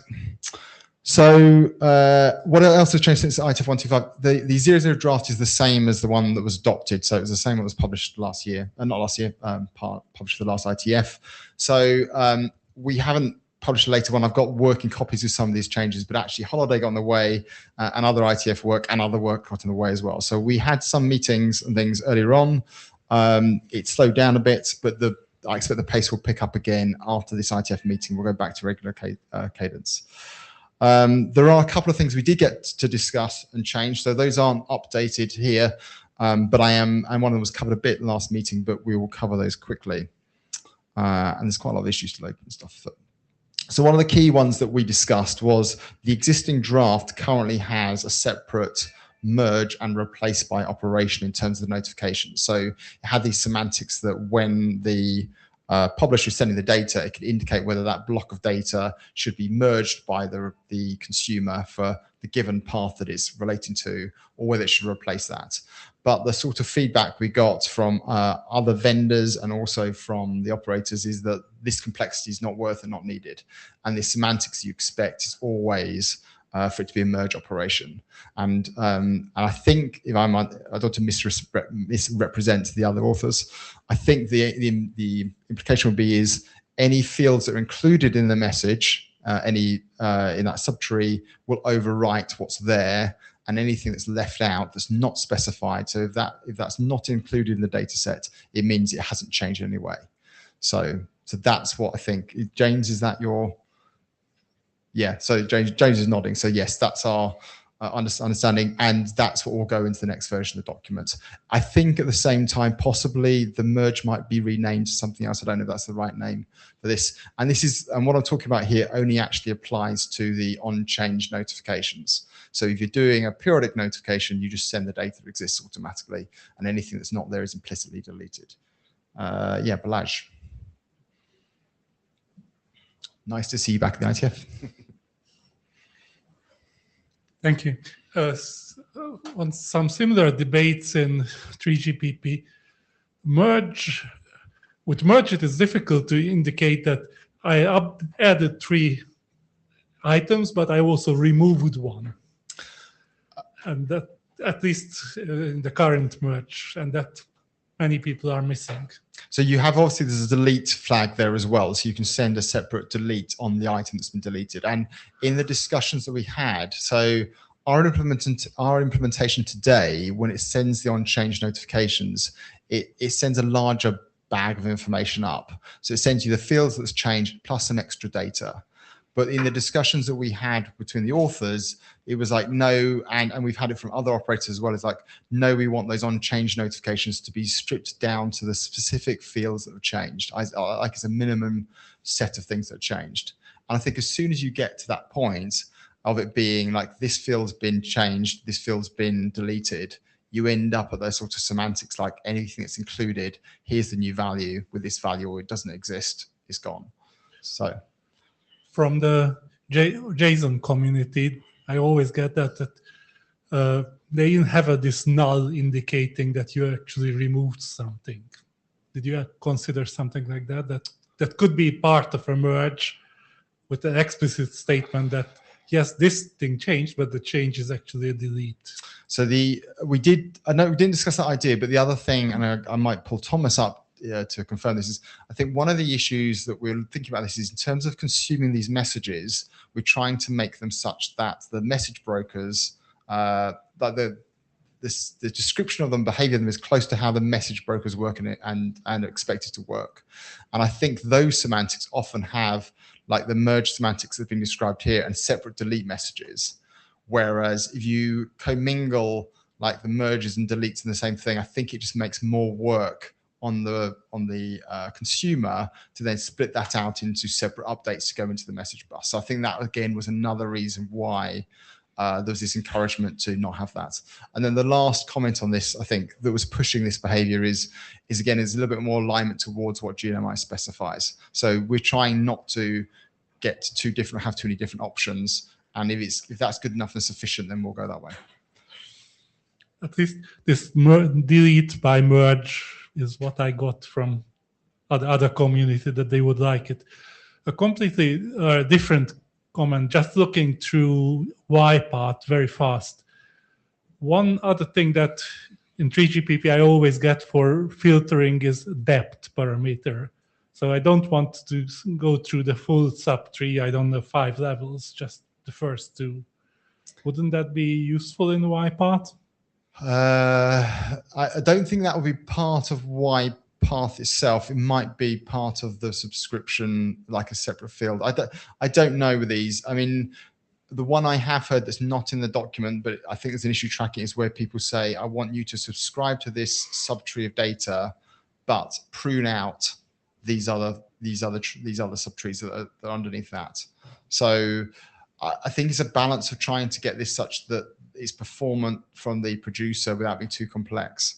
And the depth thing, I worry whether implementations will pull all that data up and then filter at the last point. So they're doing a lot of work internally, reducing the load on the network and the consumer. But I'm always concerned about like hidden expensive operations that you don't see as a client. If the consumer is not interested in the level 3, 4, 5, then sending it out and letting him prune the extra data doesn't help anyone. But they could just ask those fields that they want. Yeah, Thomas. So I just wanted to mention it's not only the message broker consumers, because it's message broker is basically also kind of a database, but in general we want to make it as easy consumable as possible. So that's why the merge and replace. Yeah. Mm-hmm. Merge and no replace. Yep. Just to check. Okay, thank you. The other one, I covered this one a bit in IETF 125. So we had the discussion and the agreement of the direction from that.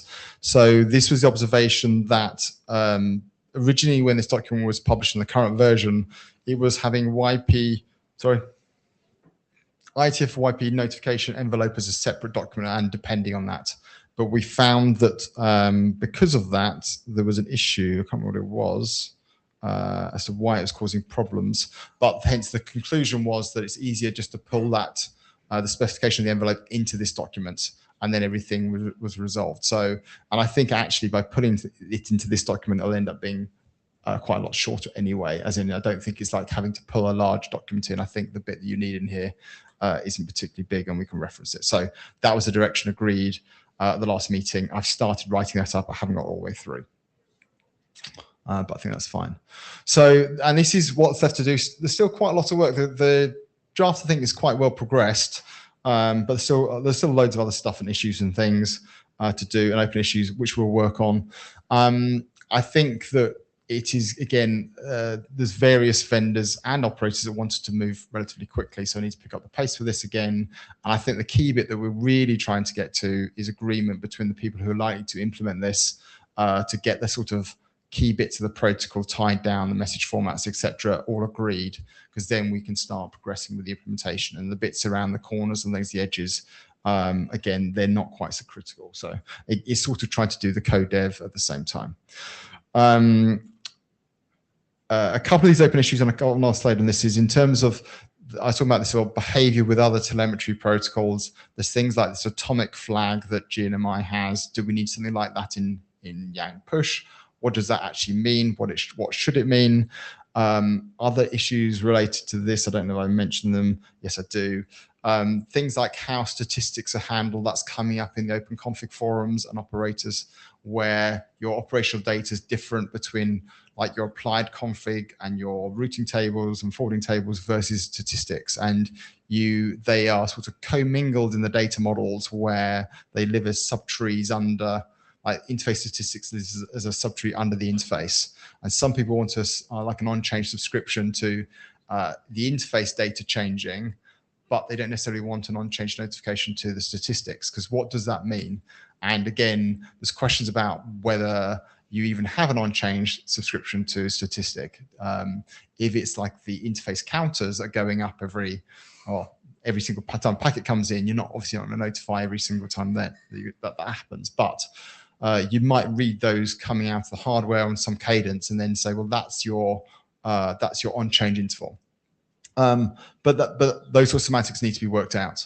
And again, if you then consider like an error counter, which is updated on a far less or slower cadence, what would be on the mainline case, then maybe on-change makes more sense for those. So I think as a community, we need to work out, not tied to this draft, but more generally what those semantics should be, and we should try and get alignment on this document. And this document should try and specify or give guidance if it needs to, or another draft, and also try and align it with what the GNMI modeling behavior is, if we can.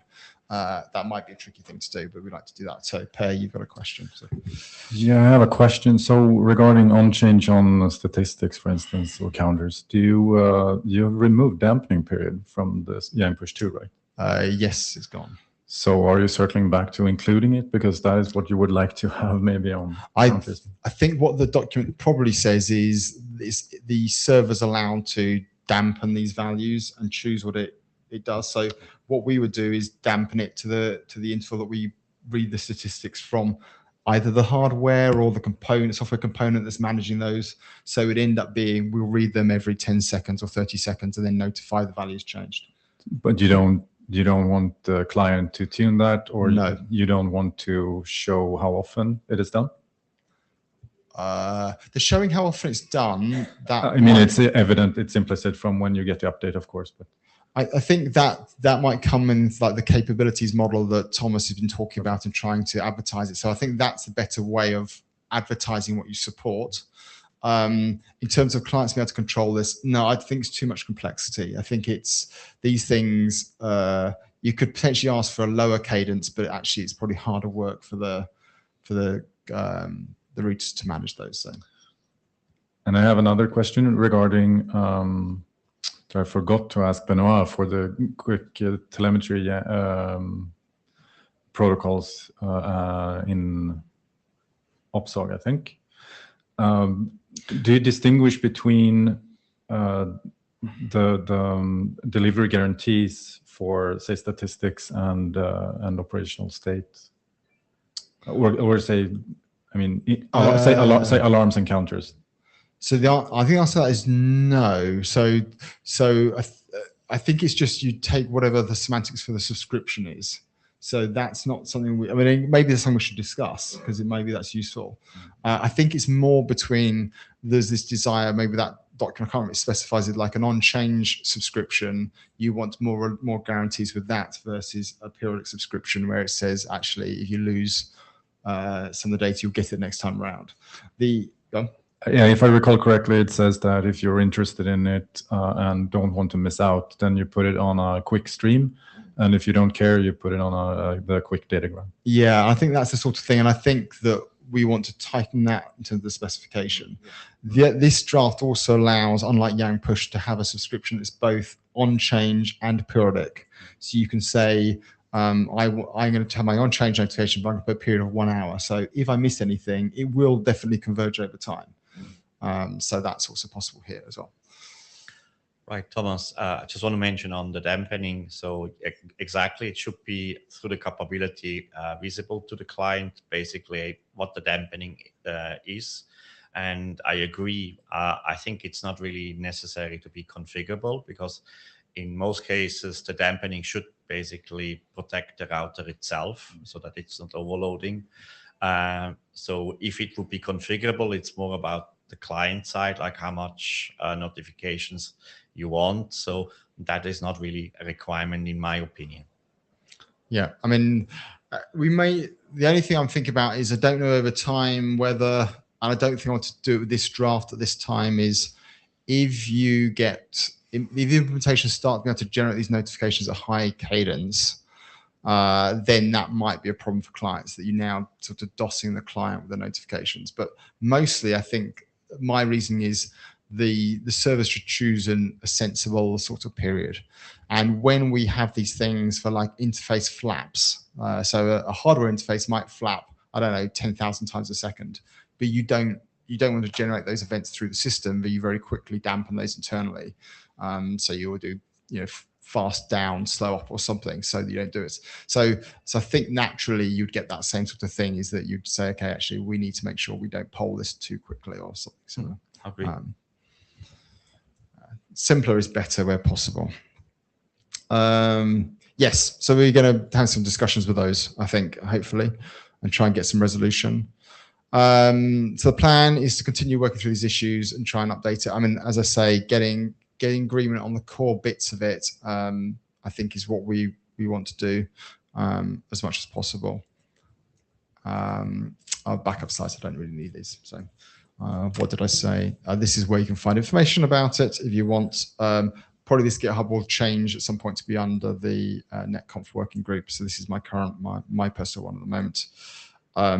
And just to justify, this is slightly out of date in terms of the pages and things like that. So that shows you what we were doing, and we're saving how many pages? 135 compared to 223. Alex. I read the document a few weeks ago, so and it is well written. So I thank the authors to put up all this work. So reading from this presentation, so you still have some core issues to be solved. So my comments, should I wait for new iterations to send out to the list? No. Or because most of my comments, as far as I've checked my notes, were details here and there that may not be super important. And no, so just... please send them now. That's great. We will create issues for them. We'll track them. We'll incorporate them, merge them now. That just improves the overall quality of the document. So yes, it'd be appreciated if you could send those. And it also shows that other people are actually reviewing and progressing the work. It's not just a small set of authors. So that'd be really appreciated. Thank you. Any other questions? I think I've gone through everything that I had. So. Well, while I'm switching slides, light question: why the ants? I don't know. I started with ants and I've carried on. I haven't got any new ant animations because I'm a bit late with my slides. Sorry about that. Sorry.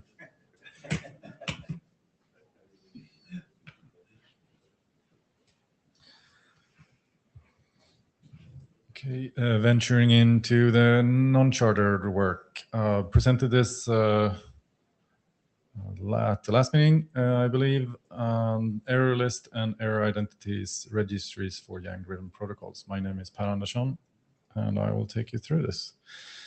So the idea was conceived when I was talking to Rob about doing the Yang push 2 work, having to fetch all the different error and error identities and including them in Yang push 2. I don't know if they are included in Yang push 2, or how do you do? Anyway, the idea was to create IANA registries, so you can possibly create IANA Yang modules for them and be able to help out in referencing the different errors that exist or not.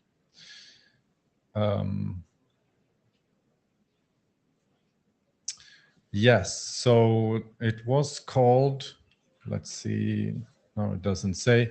It was called NetConf error list and identities, but the feedback from the working group last time was that it should not only be for NetConf, but for Yang-driven protocols, and also look into RESTconf, but we could find nothing extra that needed to be identified for RESTconf in particular. So there are basically these two registries that would need to be created, I believe. And yeah, that is it. Next steps, if the working group thinks this is valuable work, we should adopt the document and gather feedback to define a thorough solution. Yes, Rob. I think I've said this before. Yes, I think this is useful. I think we should do this. I think this is just it's a nicer way to manage these things. Yeah, so thank you for sort of doing a bit of cleanup. Exactly. So we would request an adoption at this point. I'm preparing a show of hands, Paul. Okay.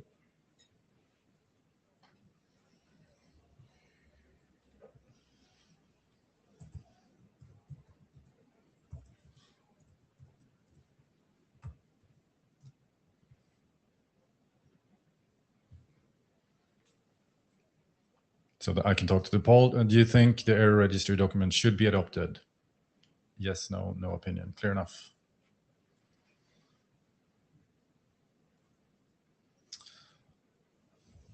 So a real good live commentator would say that, yeah, it's going up for yes, no is still 0, and no opinion has 3. What does that mean? Don't you care, or don't you know? And no, there's no toggling as there was in, I think, OPSOG. There was no. Okay, there we have it. 1 no. What does that mean? Could you come to the mic, please? Great. I have one friend in the audience that knows how to handle user interfaces. Talk to me later. You don't have to disclose who you are. I would like to know if it's the same person that was in OPSOG and did the same thing. Okay. Well, that's a solid response right there. I'm almost 50% of all the members that are joined in the call participate in the poll. Thank you. Okay, next presentation. I think maybe Balázs has a Sorry, second. Balázs, question. Is the stand only as an IANA registry, or will you make it an IANA handled Yang module? I would say both. I like the Yang module as well. Yeah. Thank you. So I can say that leveraging the IANA registry to create a Yang module is the idea. Okay, thank you. Thank you. Last presentation.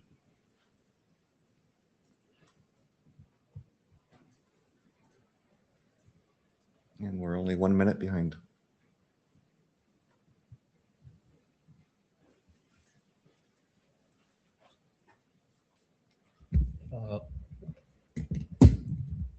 Okay, hello everyone. I'm Minzhe Xin from Zhongwen Lab.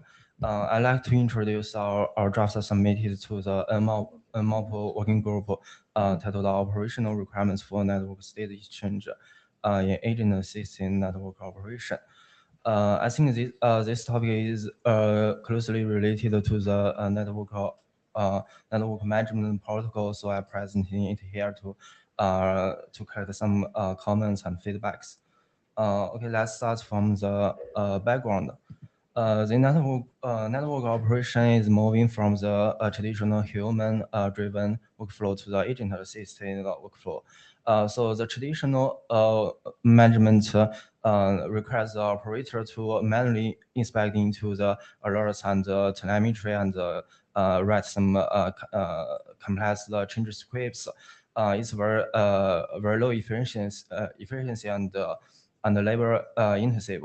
So the agent assistant network management can invoke the CRI or API tools and correlate topology and logs and traffics and other configurations to collaboratively to support some specific network management tasks, including the root cause analysis, configuration compliance, and so on.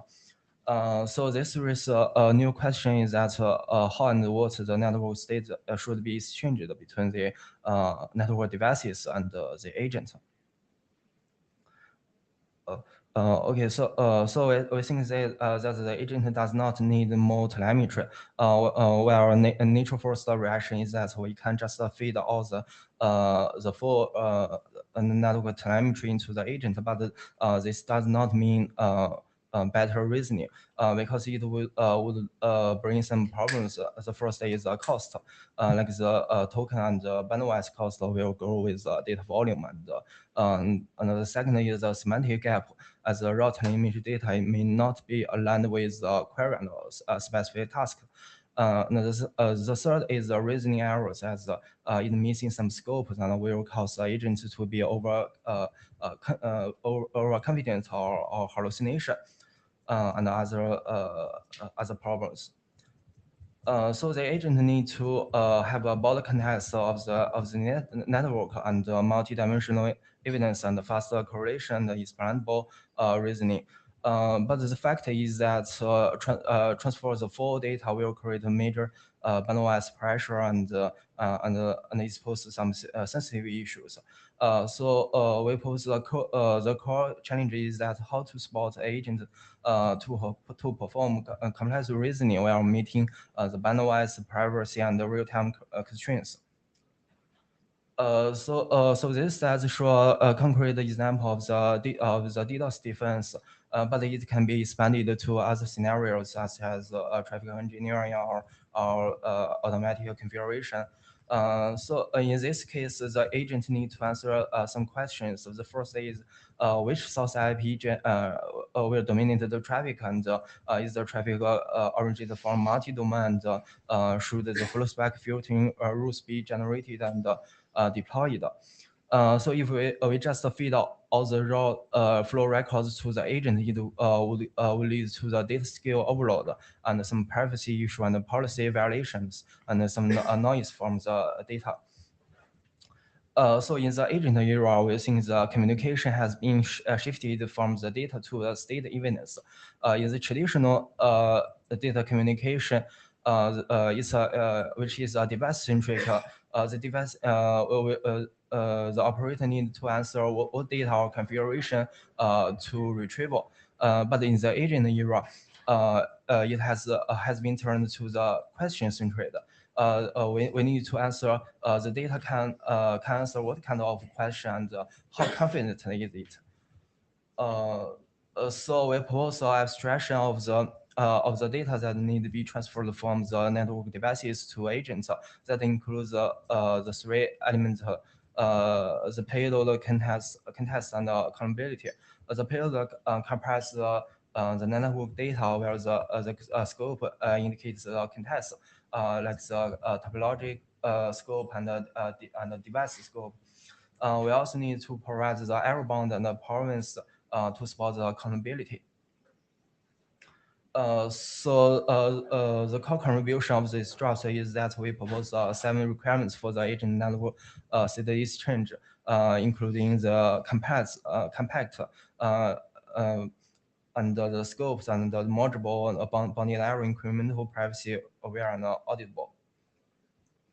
So it's a mapping table of the requirements to the draft. For more details, you can just read our draft. And we also launched the Hexagon code implementation. In this project, so we use a Sketch as a reference solution. It's a lightweight probabilistic data structure, and it's designed for the high-speed streaming data, and it can compress the network observation into a very small summary. We simulate over 9,000 flows, and it achieves a compression ratio of 443. And in this project, we demonstrated that Sketch may be a reference solution to satisfy the requirements, including the compression and provide error bounded and is auditable. We also want to emphasize that we need to keep the human in the loop. It corresponds to our another drafts in MRG. We are okay. So it's no, wait to the end for my question. Okay, it's a final page. You have 44 seconds. Okay. Our key point is that we don't replace existing protocols, but just adding downstream state semantic layer. So the NETCONF, RESTCONF, or YAML is still responsible for collecting data from devices, and the semantic layer compresses this data and form state artifact to the agent. Okay, that's all my presentation. Thank you. Okay, so I'm first in queue. I think as chair, we allowed the presentation to be part of the agenda, but I struggle to understand how it's part of the NETCONF charter. Can you help me understand why this working group might want to adopt this draft ever? Yes, I think our draft is more correlated to the telemetry protocols in the network management. We can just collect. We just use the existing protocols to collect this data, but maybe we need in the agent assisted network management era, we need additional like the state semantic layer to compress this data and give them error bounded for the agents to help them to perform the better reasoning. Yeah, I think maybe it's necessary for the existing protocols. I'll leave the queue. Mahesh? Yeah, Mahesh, I had actually a similar question because I was looking at it and trying to figure out the name of the draft mentions NMOP, and I thought it was more a presentation for FII to this working group to say this is what an experiment maybe that we're trying to do in NMOP. And so as an information draft, as a presentation, it's fine, but I would agree with Kent that I'm struggling to understand why NetConf with its charter would adopt this document. Maybe that clarification would be helpful. Tomas? So I think I'm the outlier in the room. I have a different opinion. So the reason I think why this work should be shown here is because, like before, we had the discussion about bypass. We had discussions about merge, replace in Yang push.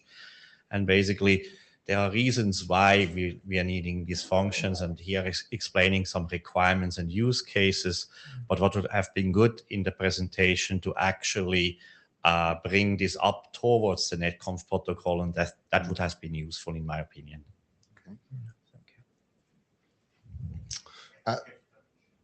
Thanks for presenting this and thanks for this work. So I think lots of what you do here is very interesting, and I think it's good to be doing this as an experiment.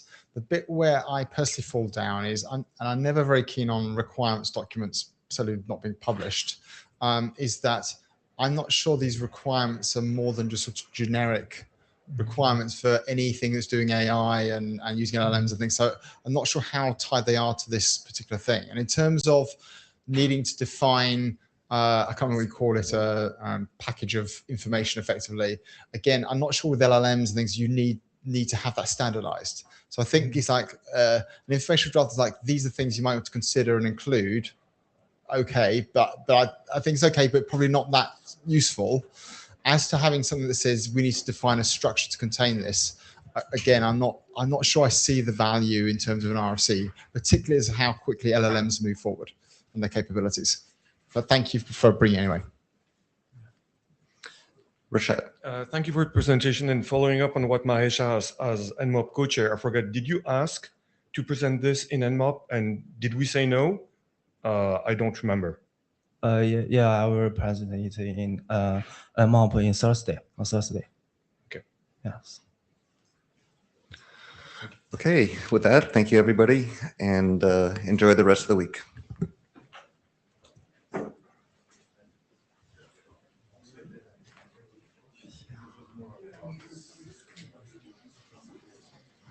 Wow.